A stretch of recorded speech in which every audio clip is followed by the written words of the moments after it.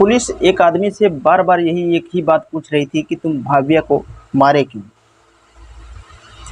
अब वो आदमी कहता है कि उसका नाम भाव्या थोड़ी ना है, उसका नाम बेबी है, उसका नाम अंजलि है, उसका नाम अफसाना भी है और भाव्या भी है।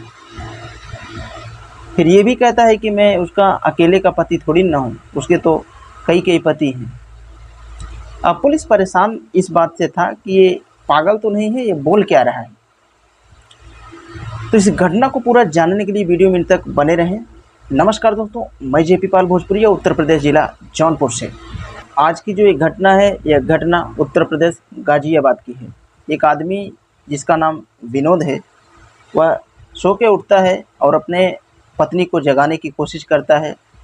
जैसे ही जगाने के लिए जाता है तो पत्नी जगती नहीं है और जब वो देखता है पलट के तो पत्नी तो यह दुनिया छोड़ के जा चुकी है।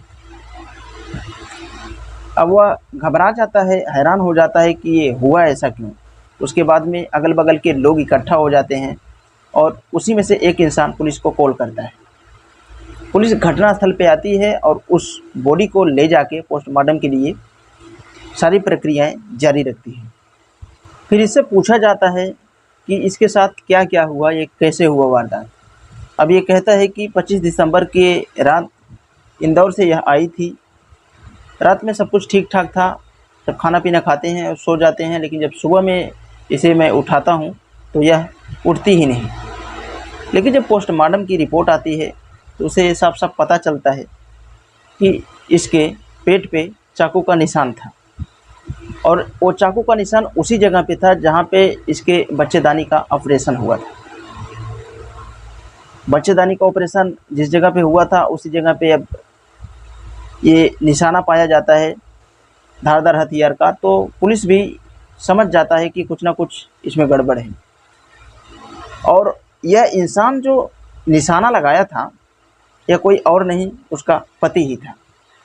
अब उस आदमी को पुलिस अपने हिरासत में लेती है और सख्ती से पेश आती है और जब सख्ती से पेश आती है तो सारा राज यह खोल देता है। अब वो कहता है कि साहब ये जो भाव्या है उसका नाम भाव्या नहीं है, उसका नाम बेबी है, जो कि बिहार की रहने वाली है। यह बहुत पहले दिल्ली आती है और दिल्ली आने के बाद योगेंद्र नाम के लड़के के साथ शादी करती है और फिर मुस्लिम से हिंदू बनती है और उसी के साथ रहने लगती है। अब दोनों आपस में 12 साल तक बिताते हैं। फिर आपस में इन दोनों का झगड़ा इस कदर से हो जाता है कि 2017 में इन दोनों का तलाक हो जाता है और ये लोग एक दूसरे से अलग हो जाते हैं। और जो योगेंद्र है वो अपने बेटे को लेके अलग हो जाता है। फिर जब ये अलग होती है तो उसने अंजलि से अपना नाम अफसाना रख लेती है। अब इसकी दोस्ती कुछ समय बाद एक अनीस नाम के लड़के से हो जाती है और ये महिला अपना नाम अंजलि से बदल के अफसाना रख लेती है और फिर ये मुस्लिम बन जाती है और उसके साथ शादी कर लेती है। अब 1.5 साल तक बीतता है समय। 1.5 साल के बाद इसको एक लड़का होता है। अब जो पिछली बार वारदात हुआ था इस औरत के साथ, सेम कुछ इस युवक के साथ में करती है। अब 1.5 साल जैसे ही बीतता है, एक बच्चा इससे होता है। उसके बाद में यहाँ से भी झगड़ा टकरार शुरू होता है और झगड़ा टकरार इतना ज़्यादा शुरू हो जाता है कि तलाक की नौबत आ जाती है। अब सोचो ये दूसरी जगह से भी जाने की प्लानिंग तय करती है। फिर इन दोनों में झगड़ा इस कदर से हो जाता है कि अपने बेटे को लेके यह अलग हो जाती है। फिर इसकी मुलाकात विनोद से होती है। फिर विनोद के साथ में अपने उस लड़के को लेके रहने लगती है।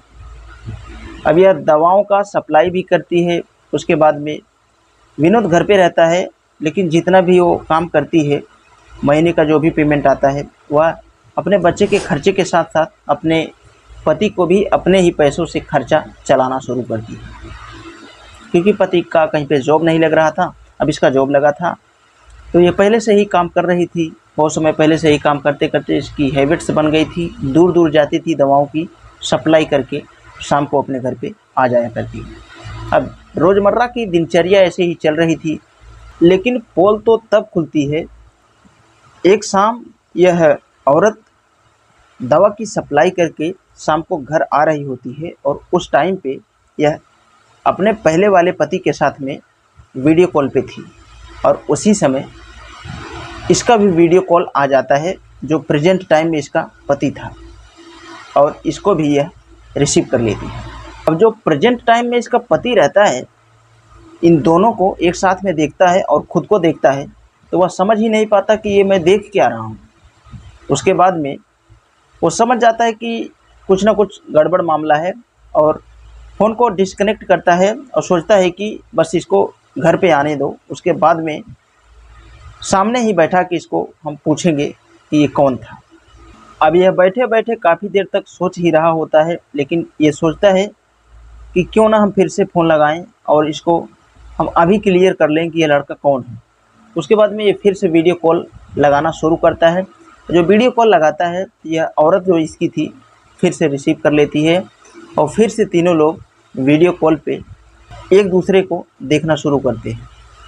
अब ये तुरंत जैसे ही बोलता है कि यह लड़का कौन है तो वह लड़का तुरंत इसको बोलता है कि तू कौन है, यह मेरी औरत है, तू पागल तो नहीं है, तू इसको छोड़ दे नहीं तो मैं तुझे जान से मार दूँगा।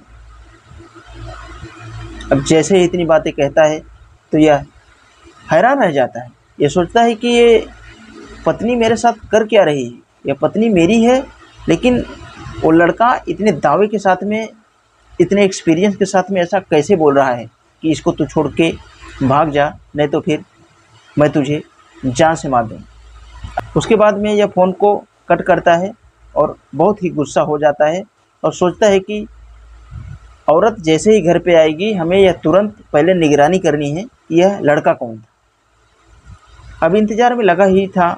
शाम जैसे ही होती है औरत घर पे आती है और इससे पूछता है यह लड़का कौन था।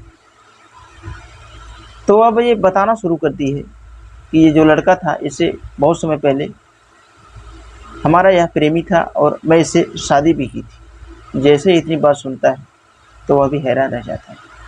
अब यहाँ पे कोई भी पति रहेगा और पत्नी उसकी इस कदर से अपने पति के साथ में वारदात करेगी तो पति अब कहाँ तक समझेगा और कहाँ तक उसकी सुनेगा।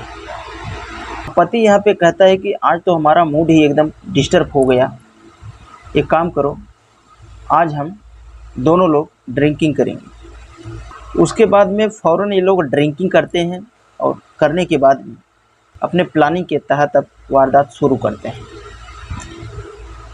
इसका जहां ऑपरेशन हुआ था बस उसी जगह किसी धारदार हथियार से अब गोद देता है, जिससे कि ज़्यादा ब्लड निकल जाने की वजह से इसकी मौत हो जाती है।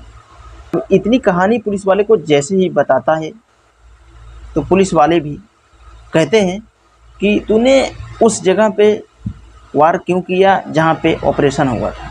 तो यह बताता है कि मैंने सोचा कि जहाँ पे ऑपरेशन हुआ है मैं उस जगह पे अगर धारदार हथियार से वारदात करूँगा तो किसी को मालूम नहीं चलेगा और मालूम भी चलेगा तो लोग यही सोचेंगे कि टाका खुलने की वजह से इसकी डेथ हुई।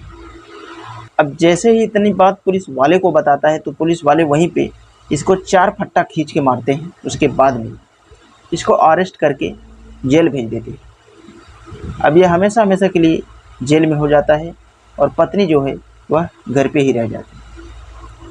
तो कहीं कहीं एक छोटी सी गलती की वजह से बहुत बड़ी गलतियां हो जाती हैं और जो कि इस कहानी में भी एक छोटी सी गलती की वजह से कई लोगों की ज़िंदगी बेकार हो गई। अब दो लोगों को इसके पहले भी जो ये लड़की छोड़ के आई थी अब वो लोगों को तो बर्बाद कर ही चुकी थी और इस बंदे को जेल भेजवा दी थी। अब आप लोग कमेंट बॉक्स में कमेंट करके बताएं कि इसमें सबसे बड़ी गलती किसकी थी, औरत की थी या फिर जो जेल में गया लड़का उसकी थी। वीडियो के लिए मैं बस इतना कहना चाहूँगा। अगर ऐसा ही कंटेंट देखना आपको पसंद है तो हमारे चैनल को सब्सक्राइब करके बेल आइकन ऑल पे ज़रूर प्रेस कर लें ताकि कोई भी वीडियो लाऊं तो आप तक आसानी से पहुंच सके। तो आज के लिए बस इतना ही। मिलते कल शाम 7 बजे किसी नेक्स्ट क्राइम स्टोरी के साथ।